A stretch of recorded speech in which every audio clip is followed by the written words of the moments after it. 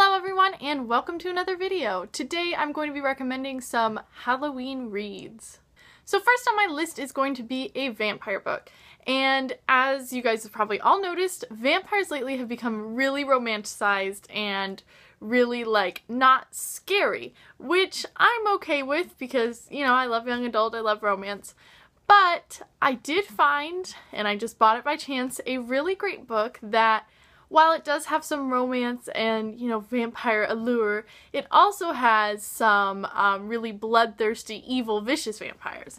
So my recommendation for vampires is The Coldest Girl in Cold Town by Holly Black. I genuinely didn't even know what this book was about when I picked it up, but I like Holly Black. I've read a decent amount of her stuff, and I really love the cover. So I picked it up, I started reading it, and I was really impressed right off the bat because vampires were not romanticized at all. I mean, they in this book are well known to the public, they are vicious, they are bloodthirsty. In this book, while it wasn't scary, it definitely had some eerie, unsettling parts, and I really enjoyed a lot more of the atmosphere of this book than the actual scare factor. The next book on my list is one that a friend actually recommended to me recently, so I have the library copy, and I just read it, and I really enjoyed it, and that is Lockwood & Co. The Screaming Staircase. This is by Jonathan Stroud, who wrote the Bartimaeus trilogy, which I loved when I was younger. I honestly haven't read it for a few years, but when I saw that he wrote these, I was like, oh my gosh, I'm gonna love it. So I picked this up, and it was really great. It had kind of that signature humor and cleverness that Jonathan Stroud has in the Bartimaeus trilogy, so I was so excited to get a lot of that in here. And it was also surprisingly spooky. This book is about ghosts, happening everywhere, so agencies of basically, children, because children's psychic connection to ghosts are a lot stronger than adults. So basically these groups of children form agencies and go out and deal with ghosts. And this one was really great.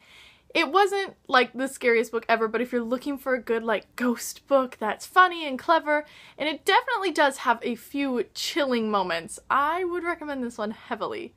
Another ghost book that I love is The Diviners by Libba Bray. So this book was unexpectedly scary.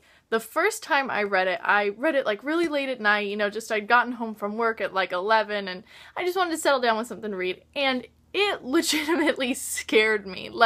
It was just so spooky, and the ghost in this is really legitimately terrifying and just makes your skin crawl. This book just gives me the chills even thinking about it, and I was really surprised with that. So we've got vampires and ghosts, and we of course have to have a werewolf book. And this book in this series has a whole lot of supernatural things in it, but I'm putting it under the werewolf genre because one of the main characters and my favorite character is a werewolf. And that is Written and Read by Anne Bishop. This book series, again, is not necessarily scary, but it definitely is creepy, and this book I would definitely describe as unsettling. There's a lot of things in it that kind of just set you on edge and you know are just kind of wrong, and a lot of situations that happen just kind of give you this weird sick feeling in your stomach. It's very unsettling and just, I don't know, it makes you feel kind of weird. And I of course had to put a book on this list that has demonic stuff in it. And I was kind of debating whether this was ghosts or demons, but I think I'm gonna have to go with demons. It was definitely more demonic than just ghosty. And that is Shudder by Courtney Almeida. I read this book over the summer. I was not really expecting to like it. I just picked it up from the library and then I got stuck house sitting and it was the only book I had. And I loved this book. It's basically about a group of people, an organization that fights demons and ghosts and all sorts of things that go bump in the night, and it was really fantastic. I mean, there was no stupid love triangle, there was no stupid insta-love, it was spooky, it was gruesome, it was just eerie. I mean, it was fantastic. I really love this book, and it is perfect for Halloween time because while it's not overly graphic, it definitely has some gore, it's got some disturbing demonic stuff, and it is really intense. I mean, I stayed up all night reading this because I had to know what was going on, and it gave me the creeps. I mean, I slept with the lamp on, not gonna lie. The next book on my list is The Madman's Daughter by Megan Shepherd. This one is a retelling of The Island of Dr. Moreau, and it is creepy. It is so creepy. I mean, oh my gosh. This whole series is creepy, but the first book specifically creeps you out because this girl goes to this island where her father is alive. She didn't think he was alive, and he's doing all these creepy experiments, and she's in like this, I don't want to say like a manor, but just this big kind of house. Like, it's almost like a plantation house.